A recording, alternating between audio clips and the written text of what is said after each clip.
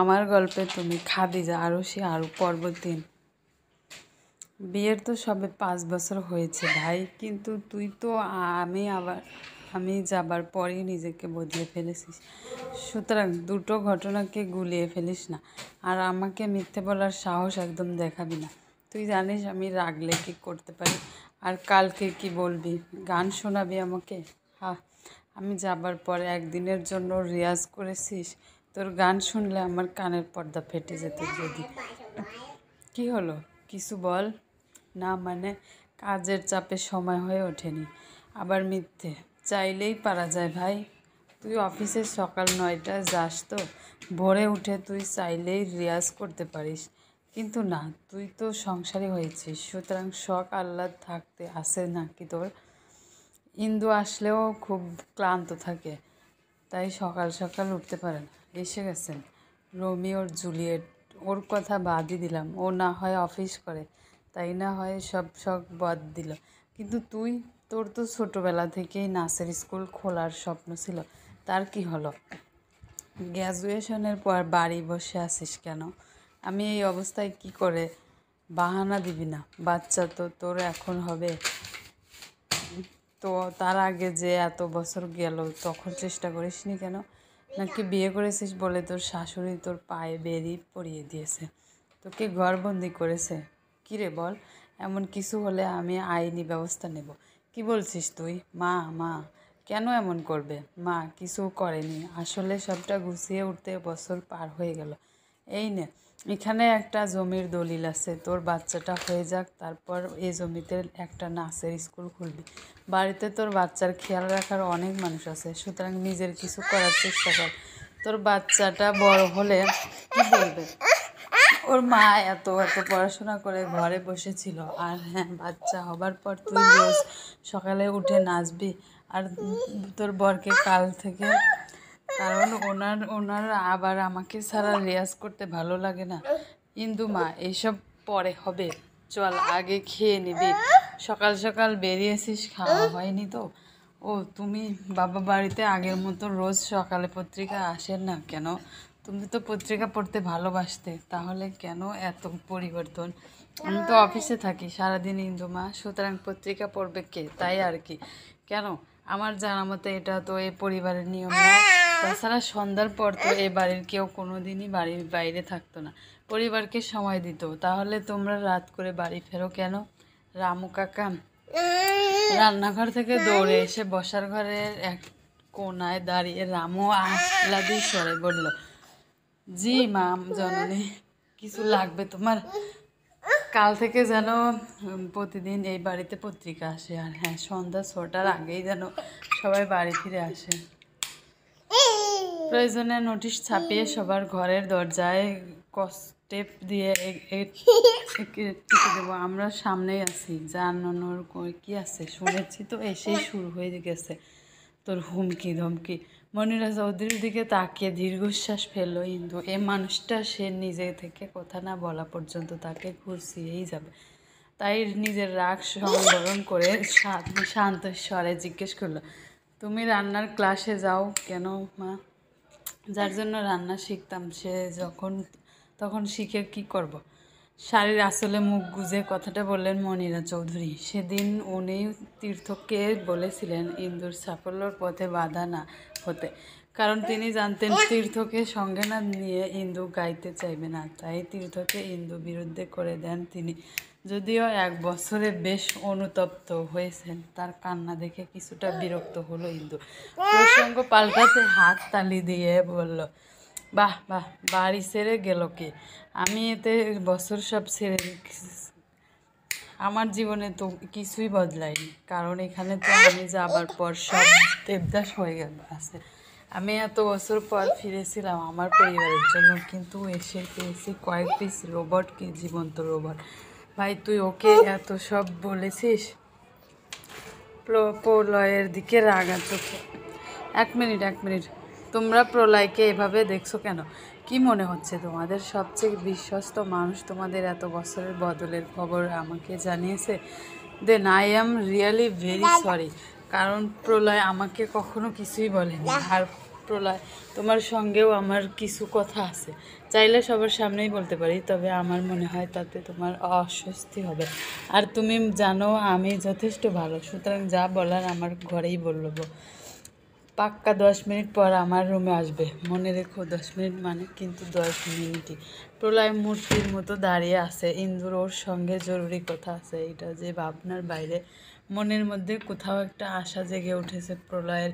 তবে কি ইন্দুবতী ওর কাছে ধরা দিতে চাচ্ছে? যা বাবা, এটা মেয়ে না, চলতি ট্রেন এলো বলল চলে গেল, কাউকে কিছু বলার সুযোগ কি দিল না। কী রে ভাই, কি বলবে বলে মনে হয় তোকে? তাও আলাদা করে কিছু বুঝতে পেরেছিস? কি গো তুমি বুঝেছো? প্রলয়কে ইন্দুর ঘরের দরজার বাহিরে দাঁড়িয়ে থাকতে দেখে গড়গড় করে কথাগুলো বলে দিল তানিয়া। তার ঠোঁটের কোণে মৃদু হাসির ছটা। ইরফান ব্রুকুসকে চিন্তিত ভঙ্গিতে বলল, না তানিয়া, আমি কিন্তু ঠিক বুঝেছি। কি বুঝেছো তানিয়া, কি বুঝেছিস বল না বোন? প্রলয়ের উৎকণ্ঠা দেখে তানিয়া ফিক করে হেসে দিল। হাসতে হাসতেই বলল, বলেছিলাম না ইন্দু ভাইকে ঠিক বুঝবে। তুই দাঁড়িয়ে দাঁড়িয়ে লজ্জা না পেয়ে ভেতরে যা তো ভাই। আমার ননদিনী কি বলে গো শুনিসনি? 10 মিনিট মানে কিন্তু 10 মিনিট। তুই যা ভাবছিস তা নাও হতে পারে তানিয়া। ইরফান মাথায় হাত দিয়ে মেঝেতে বসে বলল, ঠিক তাই বোন।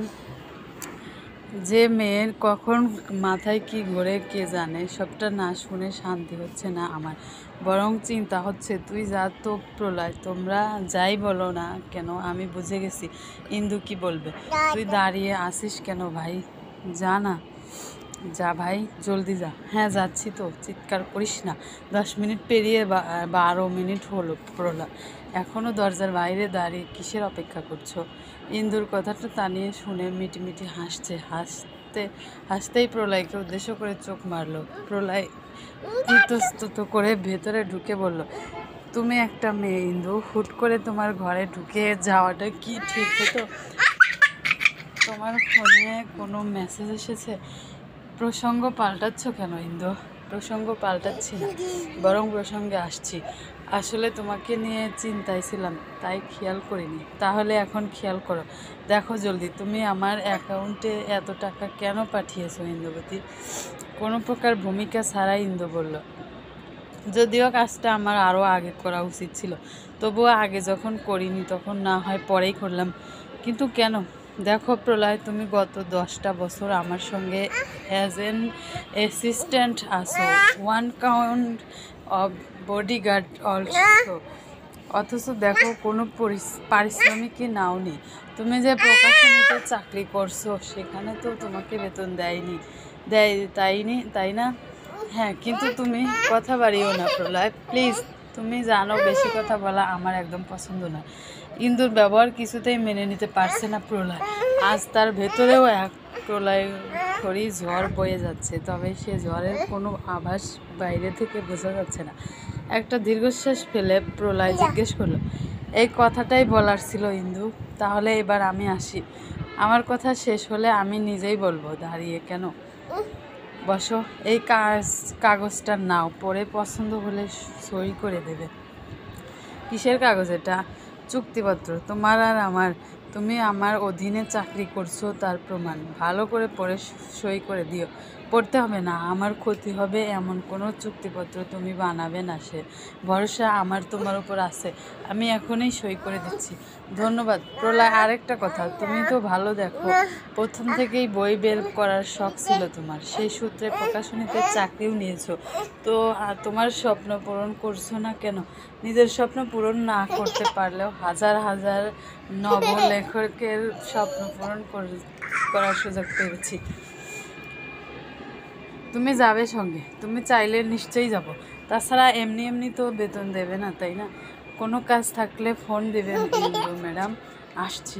প্রলয়ের কাছ থেকে ম্যাডামের একটা একেবারেই আশা করেনি ইন্দু, কিছুটা অবাক হয়েই বলল, ম্যাডাম?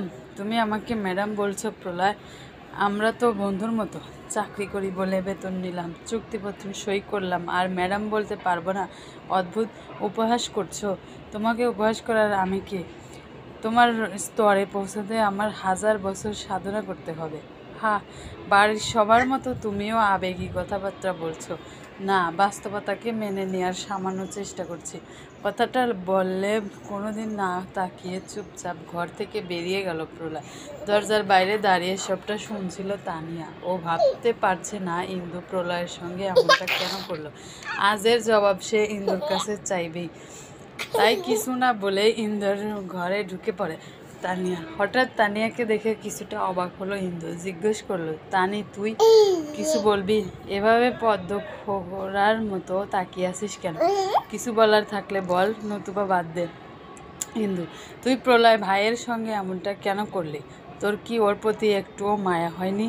ছেলেটা তোকে এত ভালোবাসে, তোর এত খেয়াল রাখে, আর তুই নিজের মতো করে ওকে কষ্ট দিচ্ছিস। তুই ওকে টাকার গরম দেখাচ্ছিস।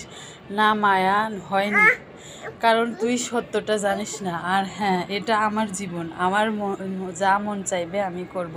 আর তাছাড়া মানুষ যত পূর্বে তত খাঁটি স্বর্ণতে পরিণত হবে, বুঝলি? ওকে কষ্ট দেওয়ার অধিকার তোকে কে দিল? আর কি বল আসল হীরা? ইন্দু বিরক্তিতে নাক মুখ কুঁচকে বলল, কেউ অধিকার দেয়নি, আমি নিজে করে নিয়েছি। তুই এখন যা তানি, আমার কথা বলতে ভালো লাগছে না। না, যাব না। তুই নিজের আর ওর সঙ্গে এটা করতে পারিস না।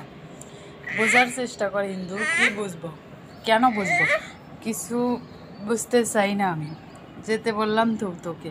ইন্দু আর তানিয়ার চেঁচামেচি শুনে নিচ থেকে উপরে উঠে এসেছিলেন মনিরা চৌধুরী। ইন্দুকে তানিয়ার উপর চেঁচাতে দেখে অনেকটা রেগে বললেন, ইন্দু, তুই বৌমার উপর চেঁচাচ্ছিস কেন? দেখতে পাচ্ছিস না মেয়েটা অসুস্থ? তোমার বৌমাকে ভালোভাবে বললাম গেল না।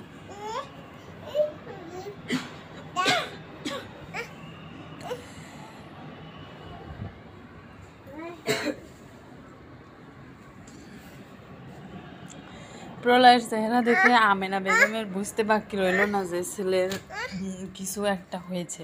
অবশ্য সব মাই সন্তানের মুখ দেখে তার মনের কষ্টের আভাস পেয়ে যায়। ছাদের এক কোণে গুটিসুটি মেরে বসে থাকা প্রলয়ের মাথায় হাত রেখে তিনি বললেন, প্রলয়,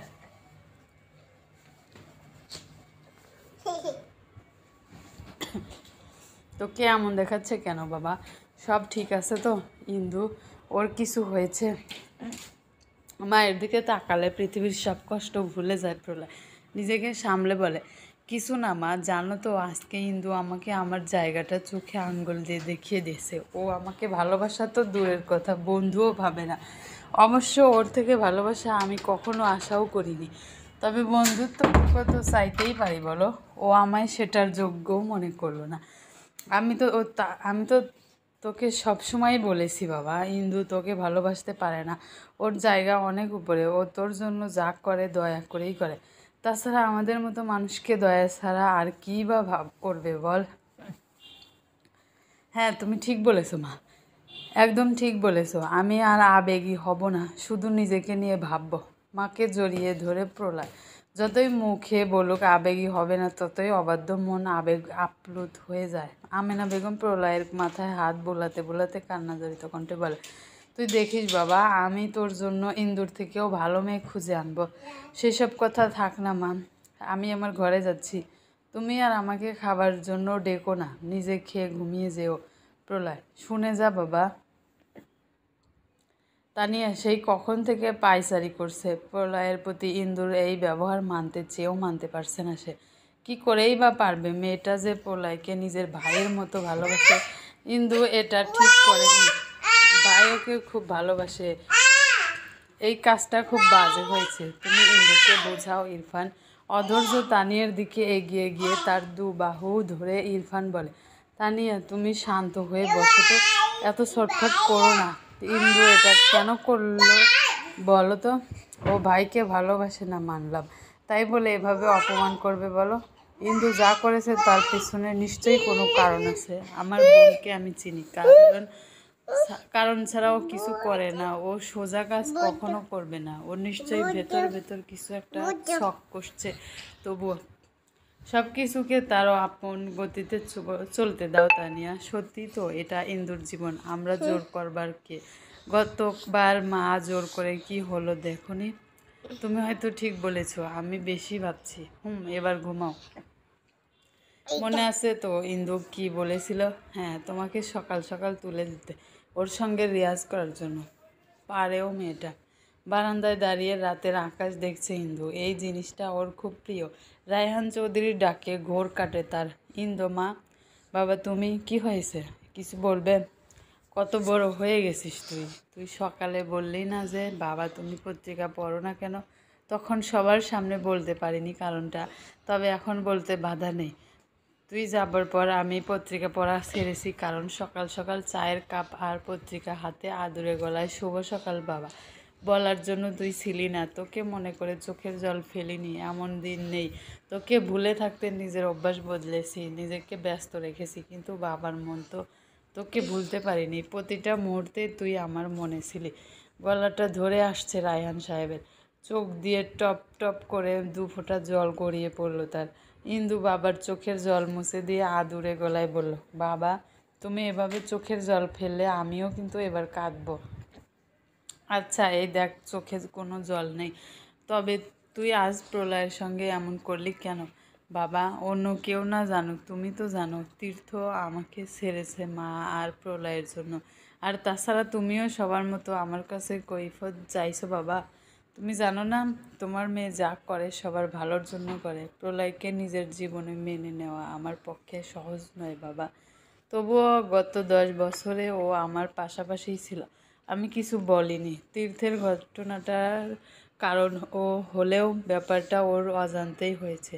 তাছাড়া সেদিন ওই ঘটনাটা না ঘটলে হয়তো আজ আমি এই সফলতা পেতাম না। প্রলয় একটা মিথ্যে আশায় বেঁচেছিল, ও আমার জন্য বাঁচছিল, কিন্তু আমি চাই ও নিজের জন্য বাঁচুক, তাই আমি এমনটা করেছি। আমি কি ভুল করেছি বাবা? আমার ইন্দু মা ভুল করতেই পারে না। ঘুমাবো না? এই তো যাচ্ছিলাম, তুমিও যাও, রাত জেগো না। শুভরাত্রি বাবা। চলবে।